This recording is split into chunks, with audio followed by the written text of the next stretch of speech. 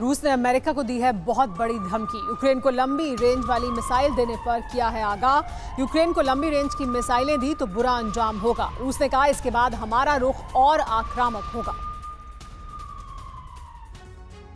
रूस ने अमेरिका को धमकाया। धमकी इस बात की है कि अगर अमेरिका ने यूक्रेन को लंबी दूरी तक मार करने वाले मिसाइल दिए तो अंजाम अच्छा नहीं होगा।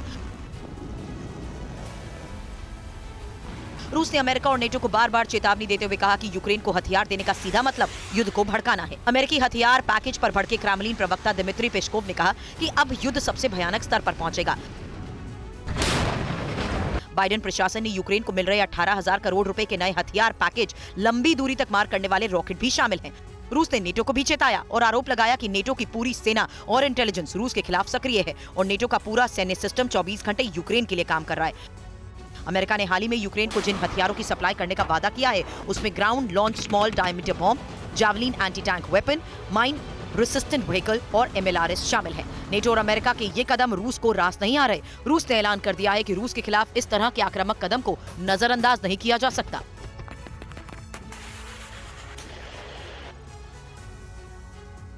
और वॉर के बीच रूस के दौरे पर जाने की तैयारी में है शी जिनपिंग। जल्द ही रूस के दौरे पर जा सकते हैं जिनपिंग। रूसी विदेश मंत्रालय की तरफ से यह बड़ी जानकारी दी गई है। चीन की ओर से जिनपिंग के दौरे की अभी कोई पुष्टि नहीं की गई।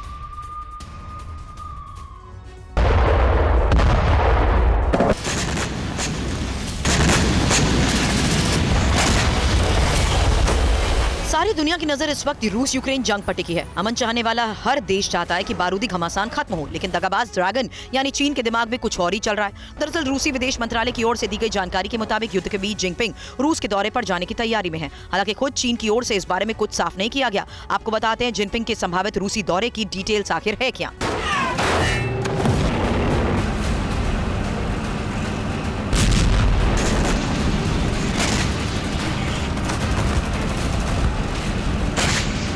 वॉर के बीच रूस और चीन के रिश्ते जिस तरीके से मजबूत हुए हैं वो बड़े संकेत दे रहे हैं। जल्द ही अब चीनी राष्ट्रपति जिनपिंग के रूस के दौरे को लेकर भी बड़ी खबर है। युद्ध की वजह से पश्चिमी देशों ने रूस पर कई प्रतिबंध लगाए हैं। चीन लगातार रूस के समर्थन में खड़ा है और वैश्विक मंच पर उसे बचा भी रहा है। रूसी प्रतिनिधि ने कहा रूस और चीन तमाम मोर्चों पर एक साथ है।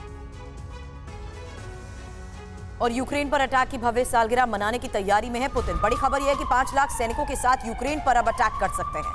यूक्रेनी इंटेलिजेंस चीफ ने यह बड़ा खुलासा किया।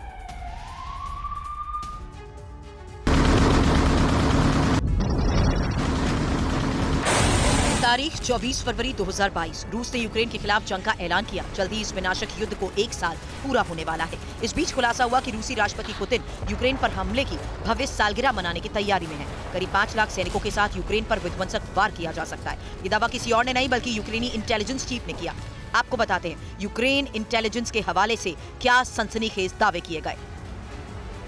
यूक्रेनी इंटेलिजेंस चीफ के सोर्सेस के हवाले से बड़ी खबर यह है कि पुतिन के 5 लाख सैनिक अटैक करेंगे। यूक्रेन पर भीषण हमले के लिए पुतिन के लाखों सैनिकों के तैयार रहने की भी खबर है। यूक्रेन पर अटैक की सालगिरह पर आर पार की जंग पुतिन छेड़ेंगे। 24 फरवरी 2022 को रूस ने यूक्रेन पर पहला हमला किया था।